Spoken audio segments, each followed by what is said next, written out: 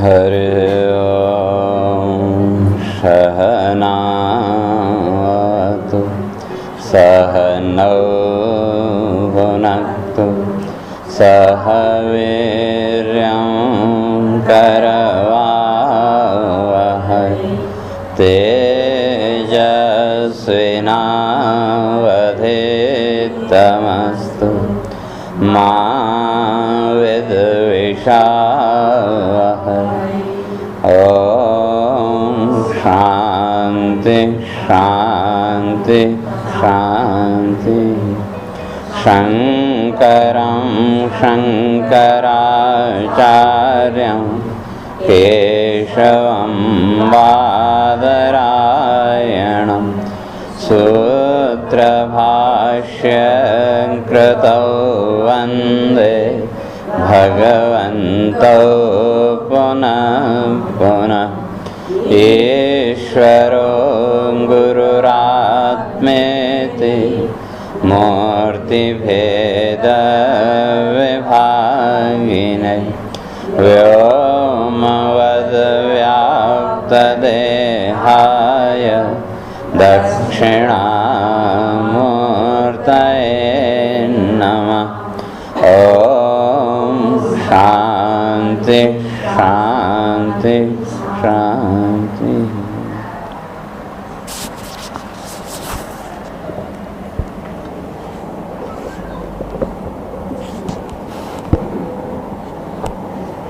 ओम एकायनो द्विफलस्त्रिमूलः चतुरस पंचविध सजात्मा सप्तत्वगष्टविटपो नवाक्षो दशच्छदी द्विखगोह्यादिवृक्ष त्वमेक एवास्य सतप्रसोदे त्वं सन्निधानं त्वमनुग्रहश्च त्वन्मायया संवृतचेतसस्त्वां पश्यन्ति नानान विपश्चितो ये विभर्षिरूपाण्यवबोध आत्मा क्षेमाय लोकस्य चराचरस्य सत्त्वोपपन्नानि सुखावहानि सतामभद्राणि मुहुखलानां त्वय्यम्बुजाक्षाखिलसत्त्वधाम्नि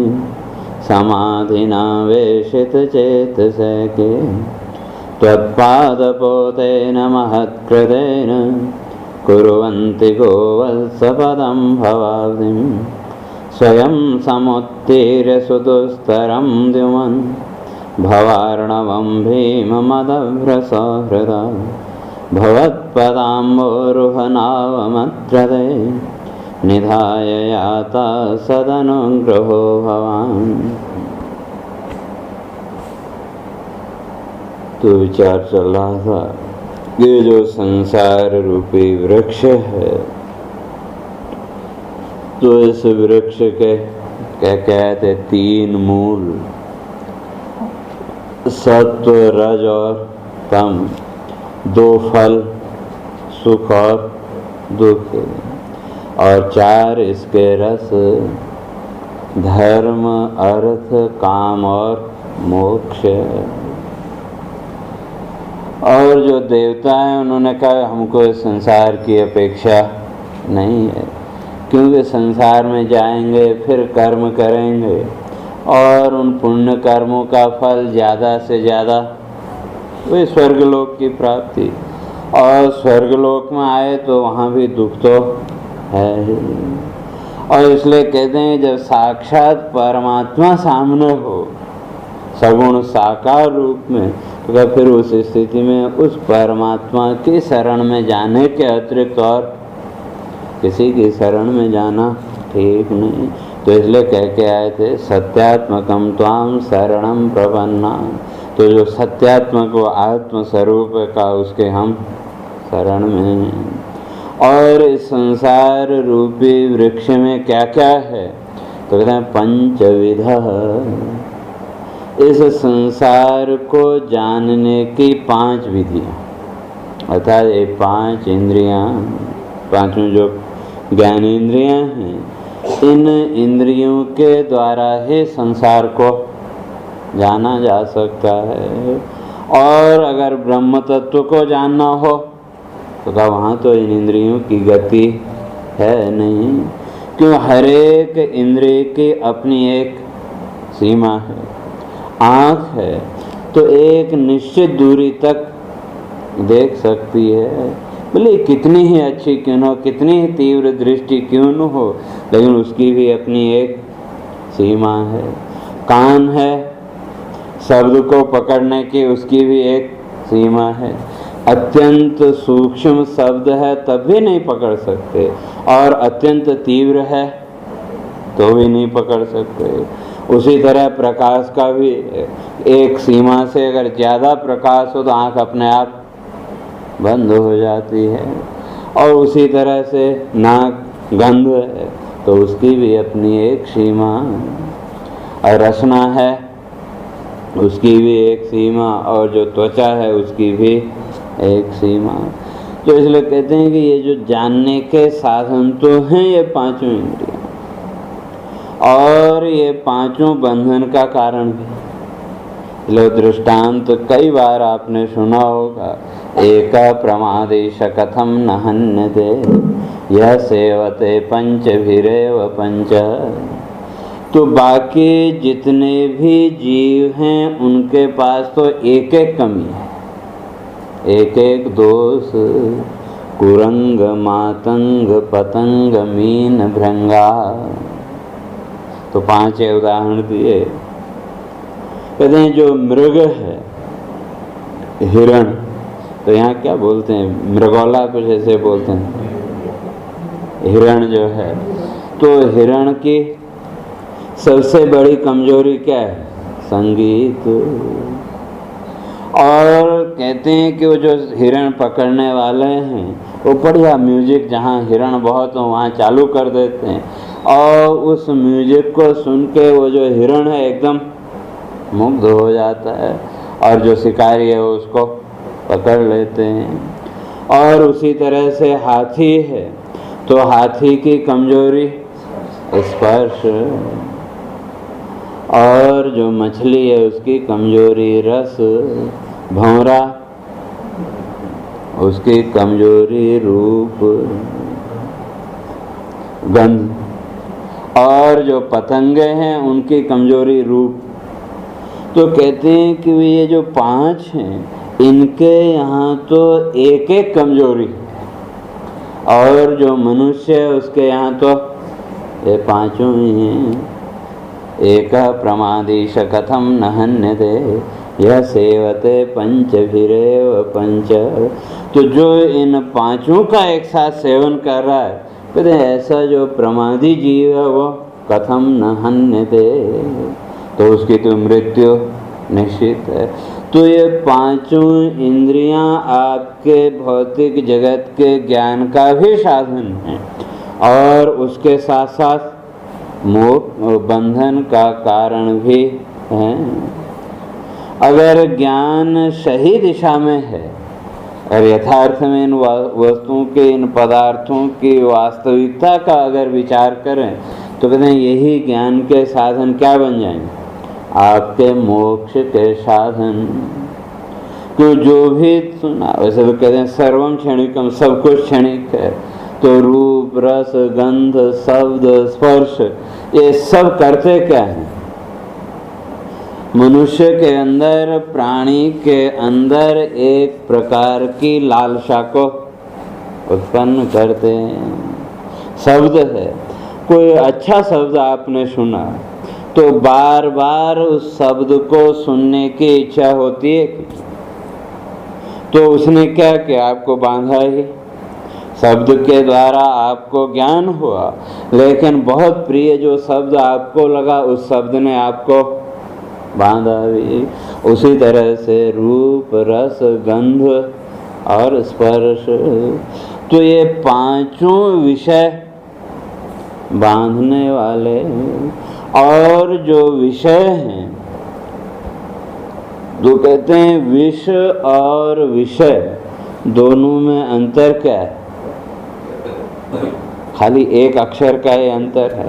वैसे तो अगर देखें तो लेकिन विष की अपेक्षा ये जो विषय हैं कहते हैं ये ज़्यादा खतरनाक। तो क्यों कि जिसने विषपान किया कहते हैं उसका तो एक जन्म नष्ट हुआ, लेकिन विषया जन्मांतरम परितापयन्ति कि ये जो विषय हैं कहते हैं ये तो जन्म जन्मों तक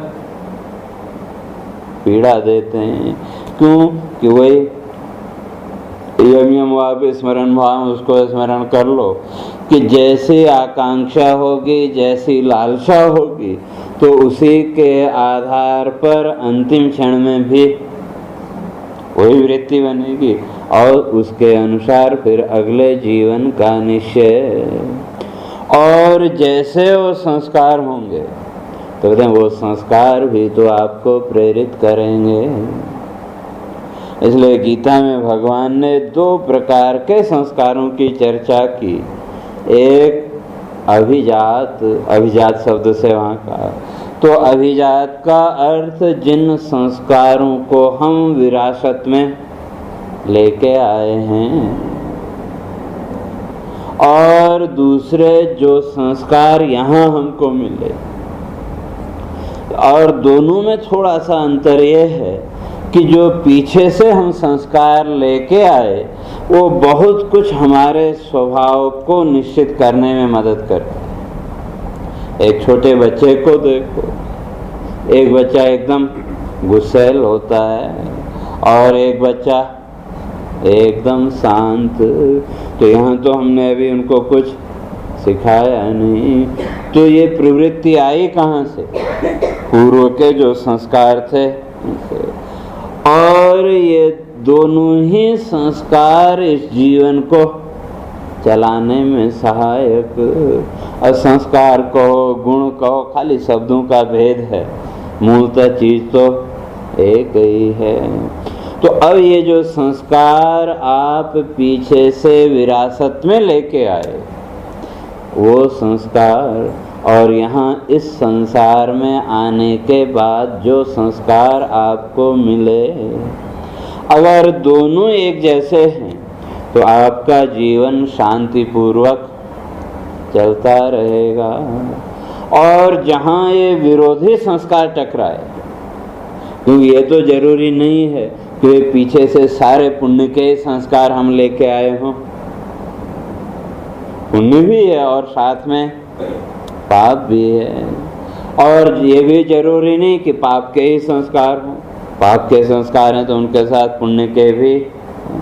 तो पीछे से ये दोनों प्रकार के संस्कार तो लाए, लेकिन अब अधिकता किसकी है वो अलग बात। पुण्य की अधिकता है या पाप के संस्कारों की अधिकता है।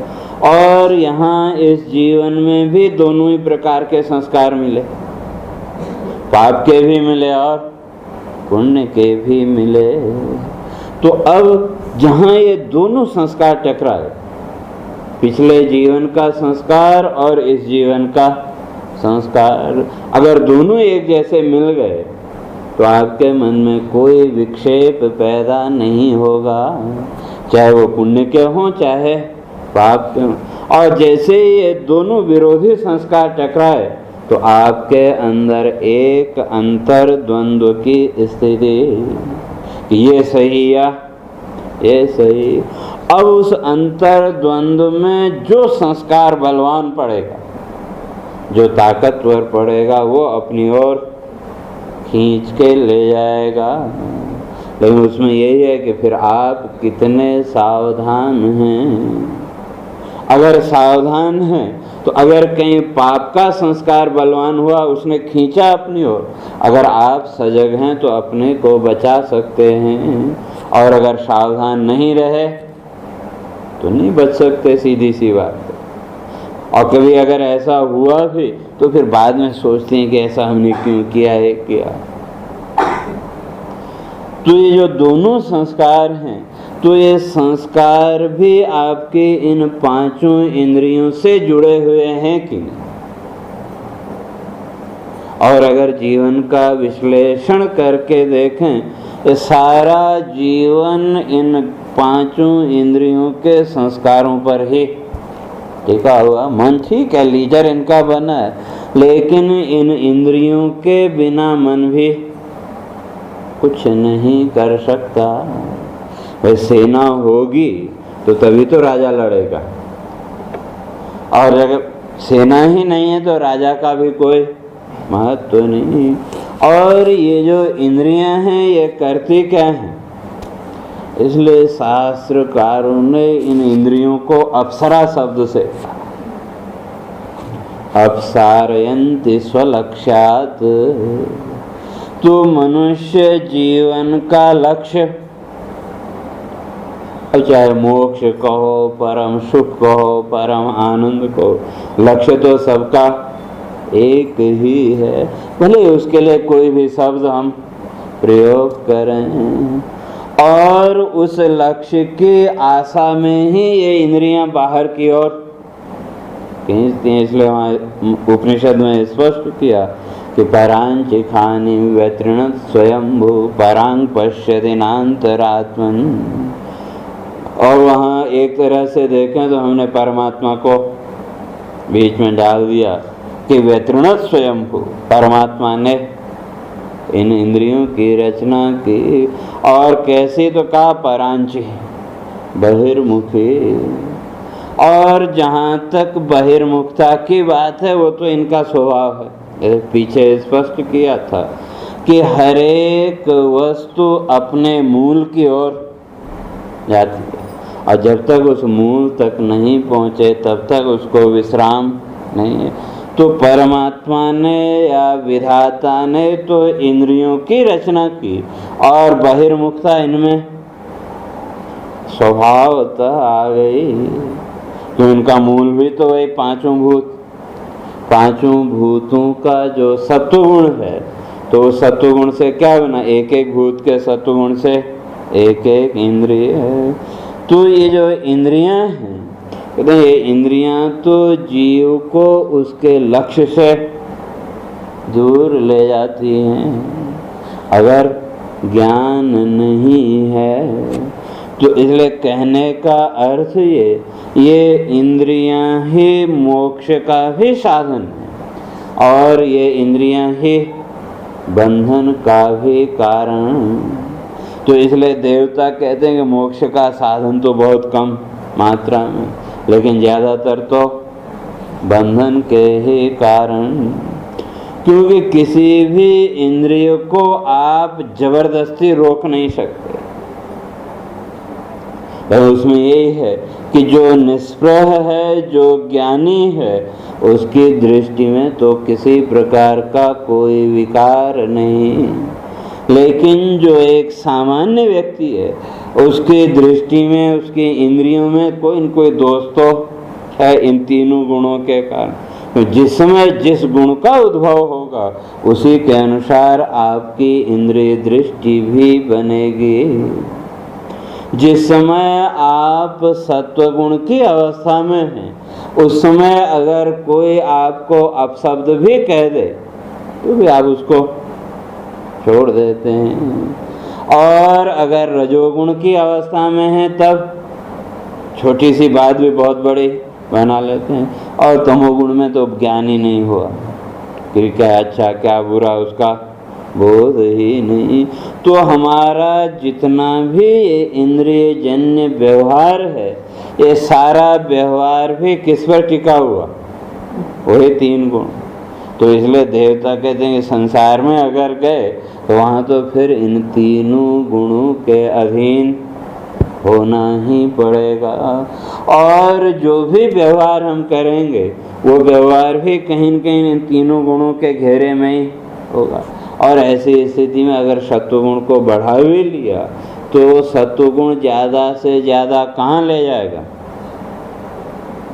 भगवान ने स्पष्ट किया तदोत्तम विदाम लोकान। भगवान मोक्ष की बात नहीं कर रहे, का उत्तम विदाम लोकान, श्रेष्ठ लोकों को ले जाएगा। या वहीं स्पष्ट कर दिया ऊर्ध्वम गच्छन्ति सत्वस्था। ऊर्ध्वम, ऊर्ध्व गति होती, अर्थात बहुत ज़्यादा उस सत्वगुण को आपने बढ़ा लिया, बहुत ज़्यादा सत्वगुण की साधना की, तो इस मनुष्यत्व के स्तर से ऊपर उठ कर के देवत्व के स्तर तक पहुंच जाएंगे। और अगर उससे ऊपर उठना हो तो इन तीनों गुणों का त्याग तो करना ही पड़ेगा। इसलिए भगवान ने स्पष्ट किया कि निस्त्रय गुण्यो भवार्जुन। तो इसलिए भगवान कहते हैं कि इन तीनों गुणों से क्या हो जाओ, निस्त्रय गुण, अर्थात इन तीनों से अपने आप को ऊपर उठा लो। तो इसलिए कहते हैं ये जो पांचों इंद्रियां हैं, ये विधियां तो हैं इस संसार को जानने की, लेकिन किस रूप, इस संसार के वास्तविक रूप में। और संसार की जहाँ तक वास्तविकता है उसको हम सब जानते भी हैं। अगर कल की बात करें तो कल के बारे में आप निश्चिंत हैं क्या, क्योंकि कल क्या होगा? बचपन से लेकर के आज तक का अगर जीवन का विचार करके देखें तो कल की बात तो रही दूर, हम आज के बारे में भी निश्चिंत नहीं हैं। तो कहीं न कहीं इस संसार की स्थिति को जानते तो हैं, लेकिन उसका विचार नहीं करते। और शास्त्रकार कहते हैं कि ये जो संसार है, इसलिए भगवान भाष्यकार से किसी ने पूछा कि संसार की दवा क्या है, इसलिए भव रोग किमौषधम भव रोगस्य, कि जो संसार रूपी रोग है, कहते हैं इसकी दवा क्या है? तो भाष्यकार ने सीधा स्पष्ट उत्तर दिया और कहते हैं विचार एव, केवल एकमात्र विचार ही आपको इस संसार के बंधन से मुक्त कर सकता है। कोई ये सोचे कि मैंने बहुत पुण्य कर्म किए, मैं संसार के बंधनों से मुक्त हो जाऊंगा, वो भी नहीं। हाँ, कुछ समय के लिए इस झंझट से छूट जाएंगे, लेकिन जहाँ तक मुक्ति की बात है तो मुक्ति तो जब तक विचार के द्वारा उस स्थिति में नहीं पहुँचेंगे तो तब तक मुक्ति नहीं होगी। या कर्म कहो, उपासना कहो, भक्ति कहो, इन सब की अपनी एक सीमाएं हैं। इसलिए देवता कहते हैं कि ये पांचों जो इंद्रियां हैं ये संसार का ही हमको बोध कराएंगे, उस परमात्म तत्व का, उस आत्म तत्व का बोध तो नहीं करा सकती। क्यों? ये स्वाभाविक है कि जिसकी जो सामर्थ्य होगी वही तो आपको दे सकता है। और इंद्रियों की सामर्थ्य कितनी? आपको इन पांचों भूतों का बोध करा सकती हैं, बस उससे आगे ज्यादा तो और नहीं ले जा सकती। तो इसलिए कहते हैं हमको ये भी नहीं चाहिए। तो इसलिए ये इंद्रियां भी क्या हैं? बंधन का कारण। बंधन कहो, दुख कहो। और अगर न्याय दर्शन के अनुसार दुख का विचार करें तो दुख कितने प्रकार का? 21 प्रकार का। 3 प्रकार का सांख्यों के यहाँ, आधि भौतिक, आधि दैविक और आध्यात्मिक, ये 3 दुख सांख्य दर्शन में स्पष्ट है। और जो न्याय दर्शन है वो कहता है 21 प्रकार का दुख। और जहाँ तक मोक्ष की बात है तो कहा 21 दुख ध्वंसो मोक्ष। 21 प्रकार का ये जो दुख है, ये दुख अगर नष्ट हो गया तो मोक्ष है। तो वो क्या क्या, या तो आप लोगों को होगा कई बार बताया कि षड इंद्रियाणि, कहते हैं 6 इंद्रियां, छठा मन। और इन 6 इंद्रियों के 6 विषय, रूप रस शब्द गंध स्पर्श, और मन तो सबके साथ जुड़ा ही हुआ है। और इन 6 विषयों को लेकर के 6 प्रकार की बुद्धि। रूप सामने आया तो बुद्धि उस रूप में परिणित हुई, शब्द सामने आया तो उसके रूप में, गंध आई तो उसके रूप में। तो ये 6 प्रकार की बुद्धि 18 हो गए। और कहते हैं शरीरम, ये शरीर भी क्या है? कहते हैं मुख्य कारण मूल तो यही है, शरीरम। और जिसे हम दुख कहते हैं वो तो है ही, तो वो करके 20 हो गए। और जो 21वां दुख है उसका नाम सुख, कि भौतिक जगत का जितना भी सुख है वो भी क्या है? कहते हैं दुख ही है। तो इसलिए देवता कहते हैं कि ये इंद्रियां भी क्या हैं? दुख के ही साधन है। तो इन इंद्रियों से दुख ही मिलेगा, सुख मिलने वाला है। हाँ, सुख की भले ही कल्पना करते रहो वो अलग बात है, सुख के भ्रम में चलते रहो वो अलग बात, लेकिन वास्तव में तो कहते हैं दुख ही है। तो इसलिए ऐसे संसार के देवता कहते हैं हमको जरूरत नहीं है। और क्या दोष हैं? तो आगे कहते हैं षड्विध षडात्मा, कहते हैं 6 प्रकार के इसके स्वभाव, संसार का जो स्वभाव है 6 प्रकार। वैसे तो सामान्य जो व्यक्ति है उसका स्वभाव हर एक व्यक्ति का अपना अलग अलग है, लेकिन एक ही व्यक्ति के अंदर 6 प्रकार का स्वभाव हो वो संभव, हाँ 1-2 हो सकते हैं कि ऑफिस में गया तो वहाँ का कुछ अलग और घर का आया तो 1-2 तो हो सकते हैं, लेकिन वो भी क्या ओढ़े हुए, वास्तविक तो वो भी नहीं। लेकिन ये जो संसार है कहते हैं षड आत्मा, इसके अंदर तो 6 दोष हैं। तो क्या क्या? जायते अस्ति वर्धते विपरिणमते अपक्षीयते विनश्यति। तो उनको षड्भाव विकार भी कहा कि जितनी भी संसार की वस्तुएं हैं, जितने भी संसार के पदार्थ हैं, कहते हैं इनमें ये 6 दोष तो रहेंगे ही।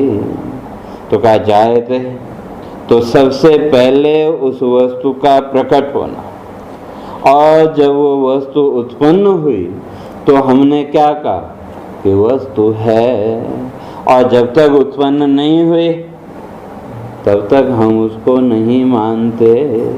जब तक उसका कोई नाम रूप हमारे सामने नहीं आए तो तब तक हम उसको नहीं मानते। जब एक आकार हमारे सामने आया तो हमने कहा है। तो इसलिए पहला जन्म और फिर उसके बाद अस्तित्व, और जब जन्म हुआ अस्तित्व भी है तो कहते हैं उसमें विकृति तो आएगी, वर्धते, फिर धीरे धीरे वो बढ़ने लगा, और विपरिणमते, फिर एक स्थिति ये आई कि उसकी वृद्धि भी रुक गई। शरीर को ही लें तो बचपन से लेकर के एक निश्चित आयु तक ये शरीर क्या हुआ? बढ़ता रहा, और उसमें जो भी कच्चा पक्का खाया सब हजम होता रहा। और फिर एक स्थिति ये आई कि अब बढ़ना बंद, लेकिन विकार शुरू हो गए। जो सामान्य वृद्धि थी वो तो बंद होगी, लेकिन उसके साथ विकृति। और फिर एक स्थिति ये आई कि एकदम एक लेवल पे आ गए, अब न बढ़ना और न घटना। और फिर कहते हैं अपक्षीयते, फिर धीरे धीरे क्षरण शुरू हो गया। क्षरण का अर्थ अब जो भी खाया पिया वो शरीर में नहीं लगता, और धीरे धीरे शरीर कमजोर होने लगा। तो हमने क्या कहा कि बुढ़ापा आ गया, और अंत में कहते हैं विनश्यति, और अंत में नष्ट हो जाना। ये 6 विकार इन संसार के पदार्थों में। यह यहाँ षडात्मा से अर्थ क्या? षड ऊर्मया, उर्मी बोलते हैं जीव को, कीड़ा जिसको कहते हैं। तो और कीड़ा अगर हो तो उससे आपको प्रसन्नता होती है कि भय लगता है? स्वाभाविक है, उससे भयभीत होते हैं। किसी के पैर में जख्म हो जाए, उसमें कीड़े पड़ने लगे तो कितनी पीड़ा होती है। तो उसी तरह से कहते हैं इस संसार की 6 उर्मियाँ, क्षय वो विकार ही कह लो या पीड़ा, और सीधा अर्थ तो है कीड़ा। उर्मी माने कीट, अत्यंत सूक्ष्म कीट। तो कहते हैं इस संसार में तो ये 6 उर्मियां हैं, तो 2 प्राण के, 2 मन के और 2 शरीर के, और जीवन चलाने के लिए ये तीनों तो चाहिए, शरीर भी चाहिए और प्राण भी चाहिए और मन भी चाहिए। तो अगर मन आपका स्थिर हो गया तो शरीर और प्राण का कोई भी ज़्यादा महत्व नहीं रहा, और अगर प्राण नहीं है तो शरीर और मन क्या करेंगे, और अगर शरीर ही न हो तो प्राण और मन भी कुछ नहीं।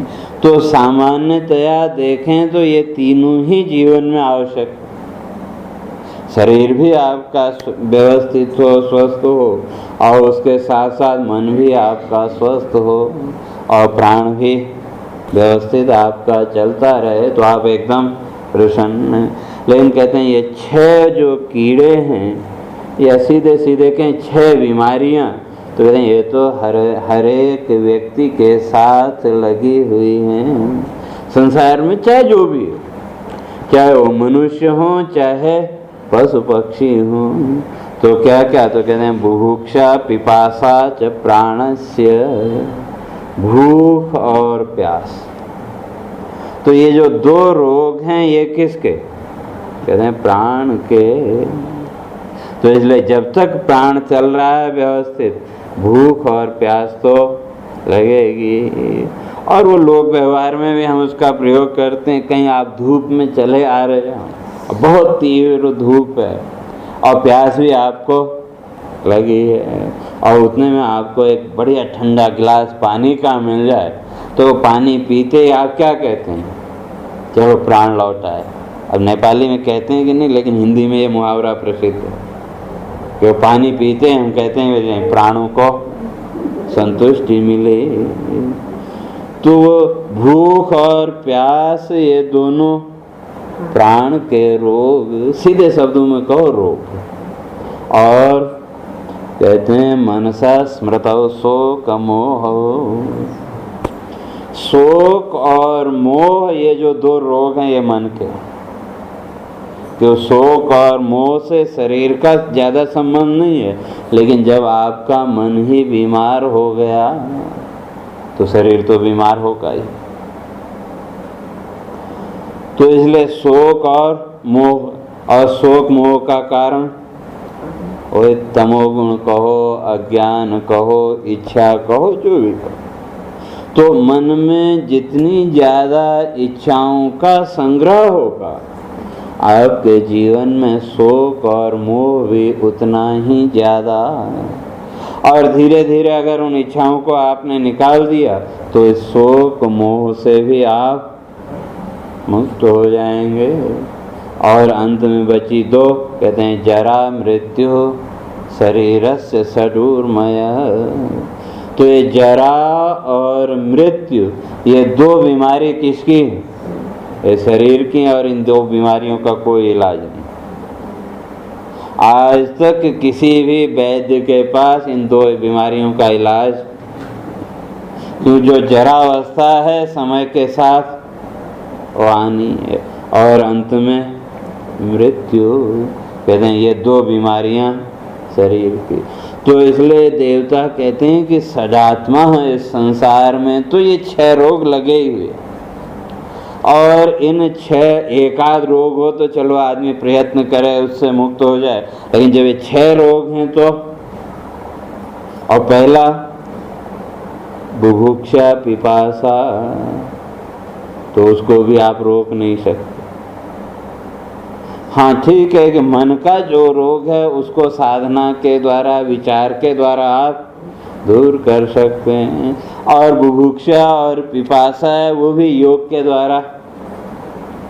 योग दर्शन में स्पष्ट किया कि जब ध्यान करते करते, साधना करते करते उस सुषुम्ना पद से आप कंठकूप तक आ गए, तो कहते हैं शुद्ध पिपासा निवृत्ति, आपकी भूख और प्यास फिर समाप्त हो जाएगी, अर्थात ये 2 रोग निवृत्त हो जाएंगे। लेकिन जब तक उस कंठकूप तक आप नहीं पहुंचे साधना के द्वारा, उसका अर्थ ये नहीं कि प्राण को एकदम से चढ़ा के उधर ले आओ, है नहीं, कि धीरे धीरे उस सुषुम्ना पथ से जब आगे बढ़े तो पहला स्थान ये कंठकूप, कहते हैं भूख प्यास आपके निवृत्त हो गया। और फिर जब वहाँ से ऊपर चढ़े तो ये आज्ञा चक्र, कहते हैं जब इस आज्ञा चक्र में आप पहुँचे तो कहते हैं भुवन ज्ञानम, आपको संपूर्ण ब्रह्मांड का ज्ञान हो जाएगा। ब्रह्मांड क्या है, कैसा है, वो सब ज्ञान। और फिर अंत में ब्रह्मरंध्र, तो वहाँ जब पहुँचे तो वहाँ से फिर मुक्ति। लेकिन कहना ये बहुत सरल, वहाँ तक पहुँचना मुश्किल। तो कहने का अर्थ ये शुरू के जो 4 रोग हैं उनको तो हम साधना के द्वारा टाल सकते हैं या वो कर सकते हैं, लेकिन इतना सरल भी नहीं है। लेकिन जो जरा और मृत्यु है, कहते हैं सबसे बड़ा दुख तो वही है। किसी भी व्यक्ति को पूछो, हर कोई क्या कहता है, पता तो है एक दिन मरना है, मौत आएगी, लेकिन हर कोई क्या चाहता है कि चलते फिरते चले जाएं तो अच्छा है।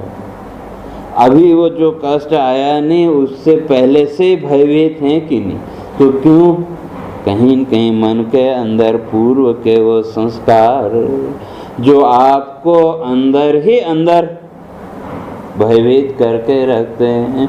तो ये जो दोनों हैं, जरा और मृत्यु, कहते हैं ये तो जो रोग हैं ये तो इतनी आसानी से जाने वाले नहीं हैं। और योग दर्शनकार ने तो स्पष्ट कर दिया कि ये जो अभिनिवेश है, तो कहते हैं ये तो बड़े बड़े जो योगी हैं उनका भी नहीं जाता। अभिनिवेश का अर्थ है मरण त्रास। थोड़े से शब्दों में अगर कहें तो मृत्यु का भय। योगी हैं, योग के द्वारा बहुत उच्च स्थिति तक पहुंच गए, लेकिन मृत्यु का भय उनके मन से भी नहीं गया। तो मृत्यु का भय किसके मन से जाएगा? केवल एकमात्र जो तत्वज्ञानी है, उस तत्वज्ञानी के लिए तो फिर मृत्यु का कोई अस्तित्व है ही नहीं। लेकिन जब तक उस स्थिति में नहीं पहुंचे तब तक मृत्यु ही है। और मृत्यु का एक देवता यमराज जिसको हम कहते हैं वो भी है।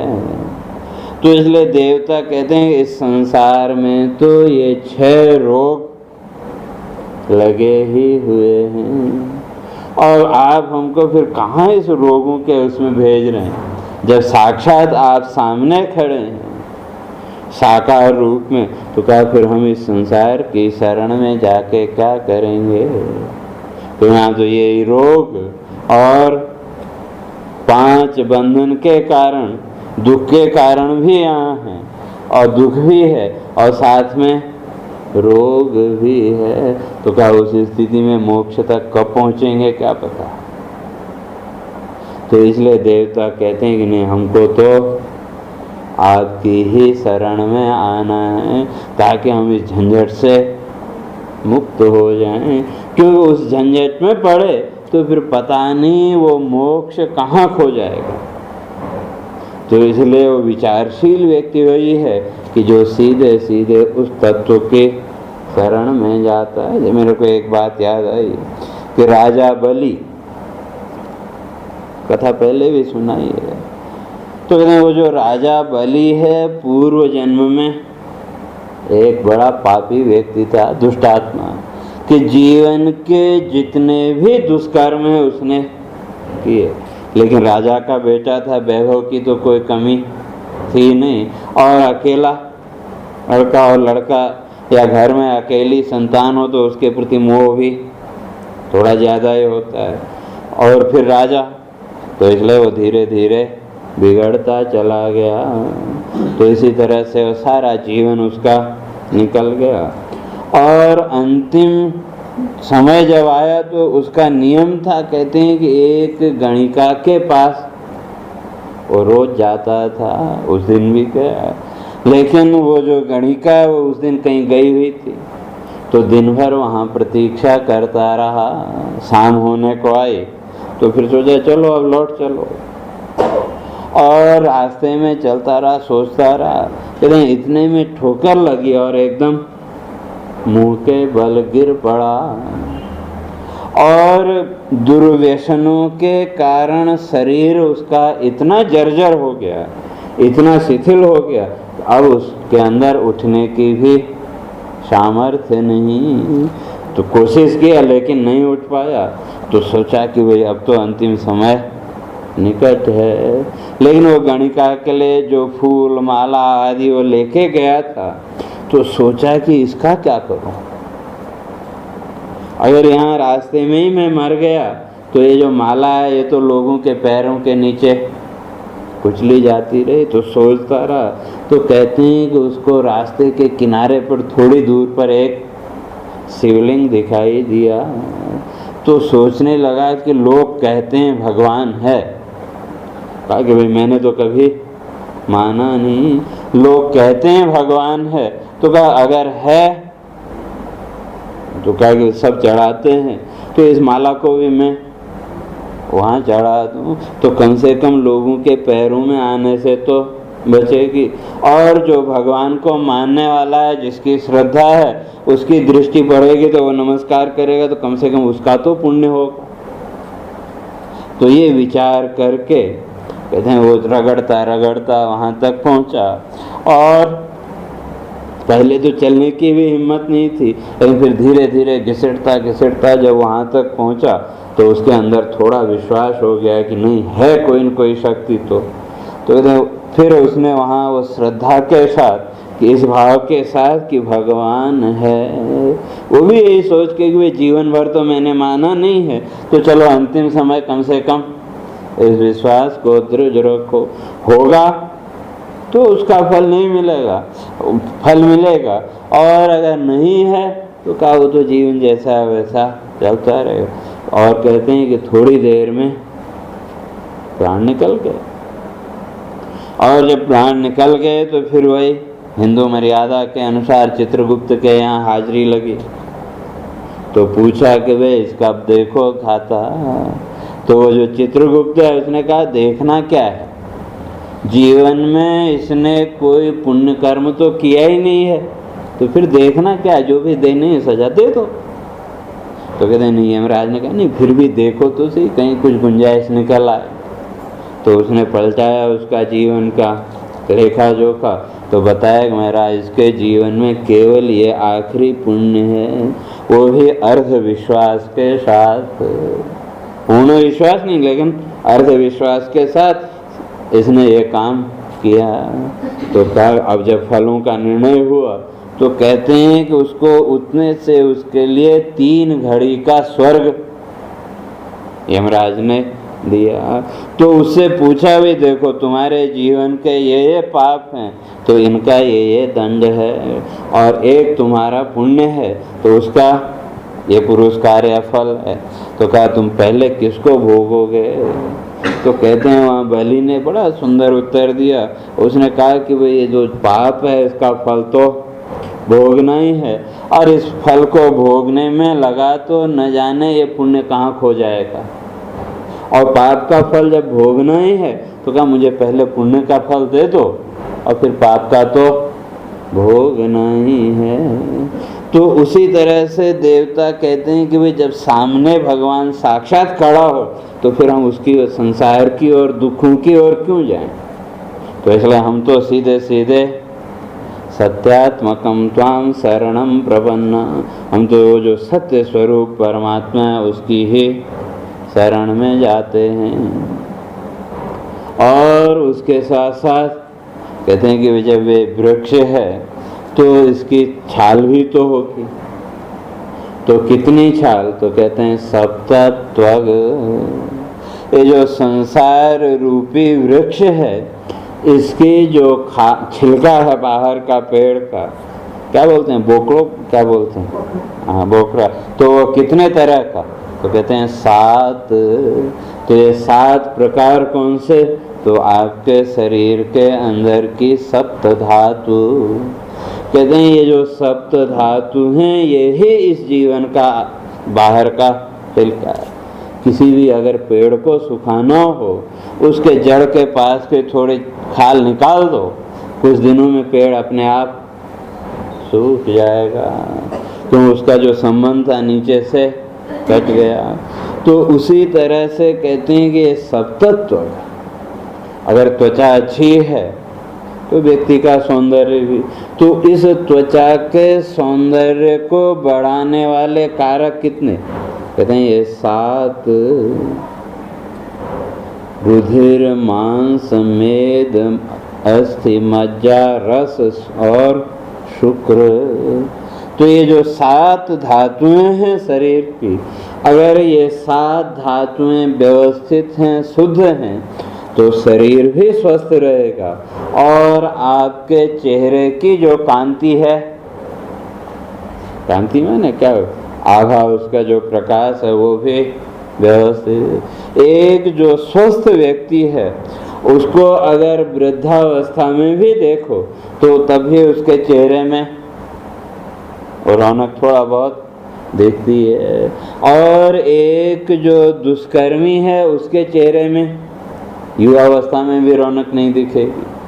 तो क्यों कि वही धातुओं का वैषम्य।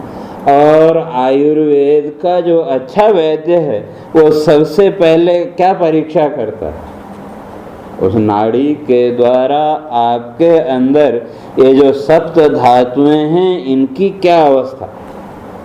अगर ये सप्त धातुएं अपनी जगह व्यवस्थित हैं तो शरीर में जल्दी कोई रोग नहीं आएगा। तो ये जो 7 धातुएं शरीर की, कहते हैं यही क्या है, संसार रूपी वृक्ष की खाल है। और इतना सब है तो कहते हैं कि फिर इसमें टहनियाँ भी तो होंगी।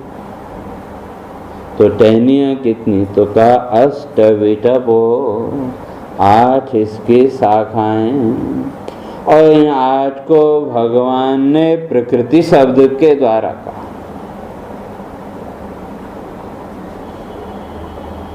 तो 5 भूत और मन, बुद्धि, अहंकार, इसलिए कहा इतियम में भिन्ना प्रकृति अष्टधा।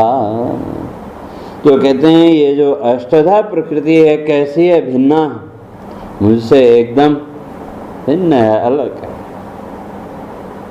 तो ये जो 8 हैं, तो ये 5 जो भूत हैं, पृथ्वी, जल, तेज, वायु और आकाश, तो ये 5 भूत भी तो बंधन के कारण, क्योंकि जितने भी संसार के भोग्य पदार्थ हैं उन सब में इन 5 के अतिरिक्त और क्या है, या विषय कह लें तो वही।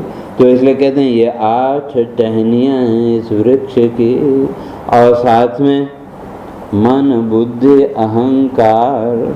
अब मन, बुद्धि, अहंकार कहो या अंतःकरण कह लो, तो ये 5 भूत और ये 3, और ये 3 भी आपको बांधते हैं।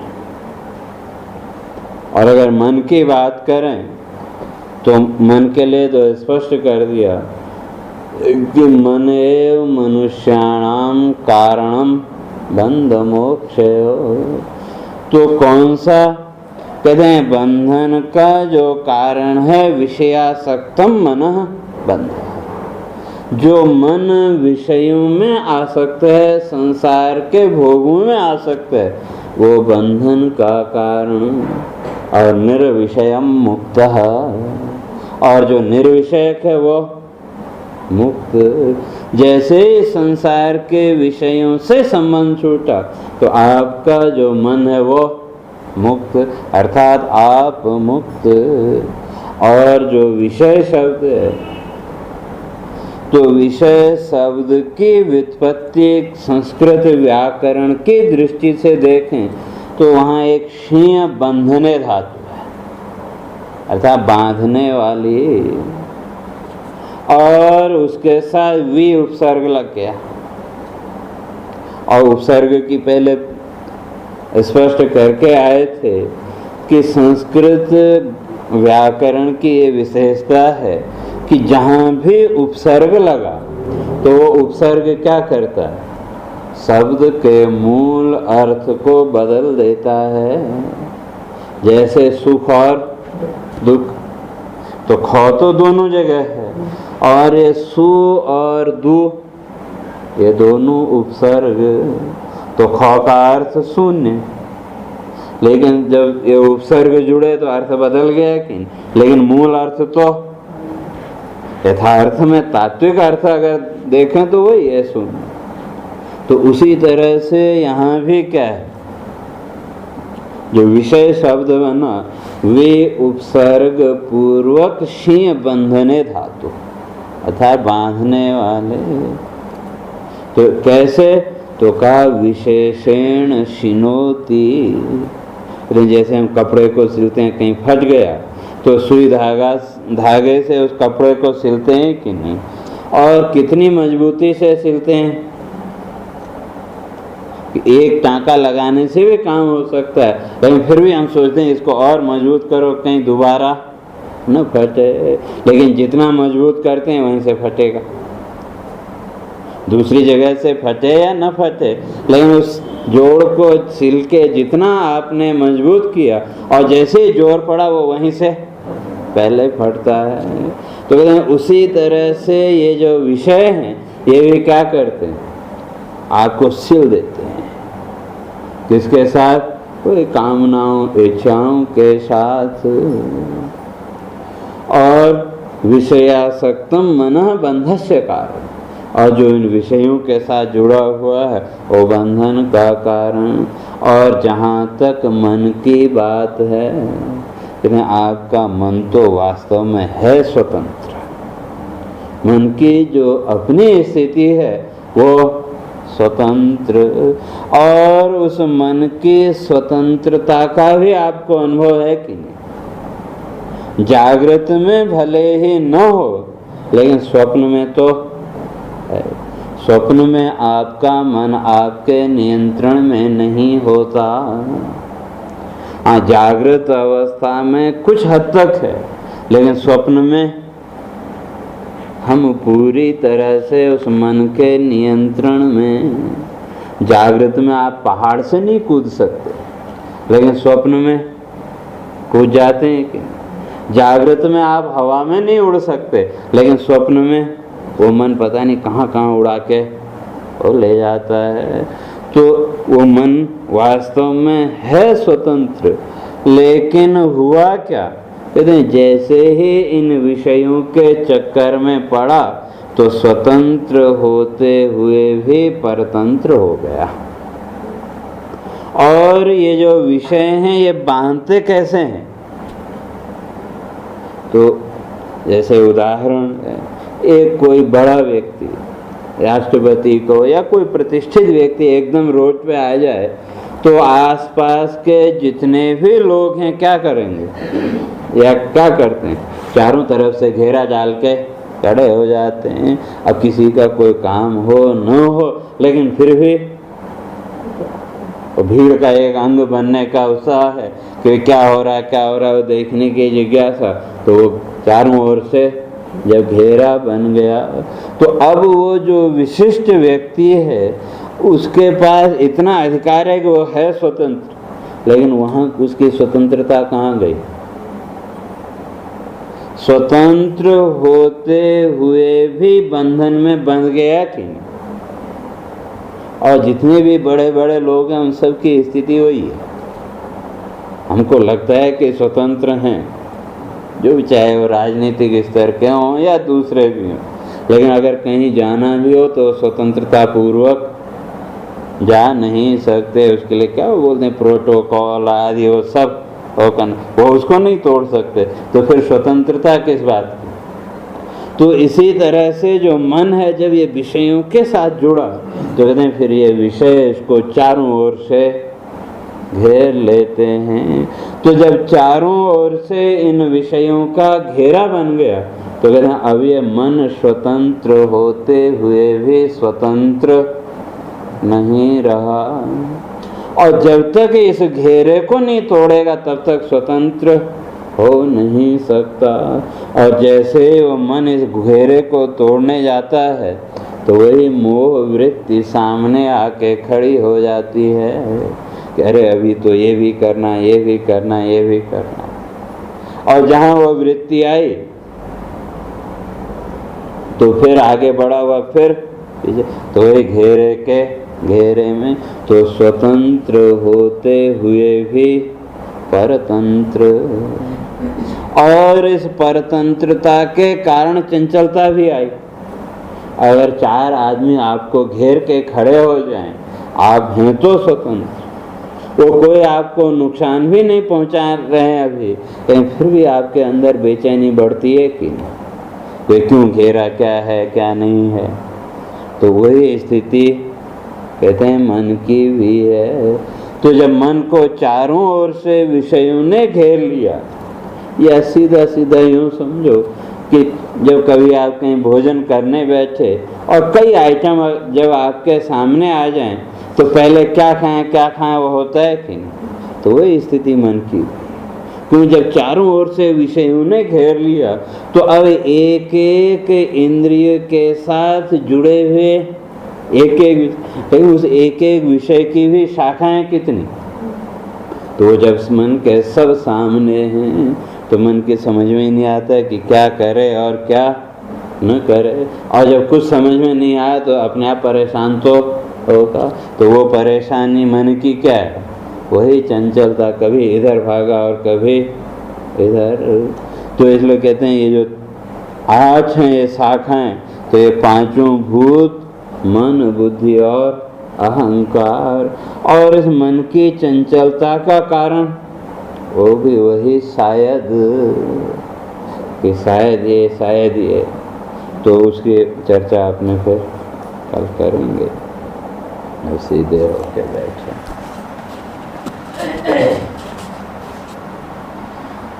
हरे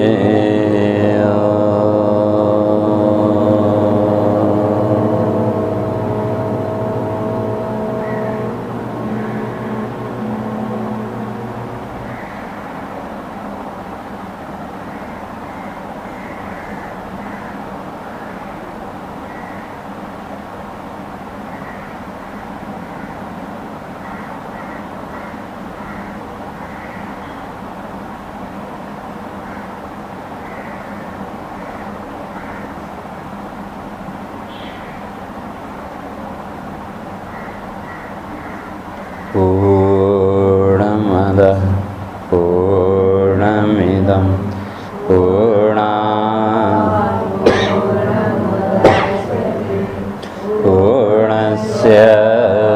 पूर्णमादाय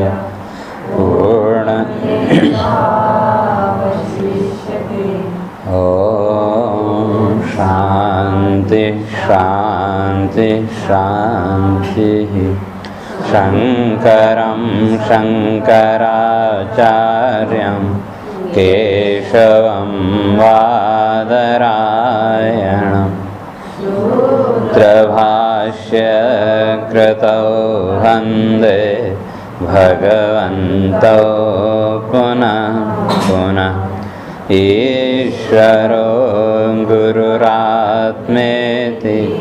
मूर्तिभेदविभागिने व्योमवद्व्याप्तदेहाय दक्षिणामूर्तये नमः। ॐ शान्ति शान्ति शान्तिः।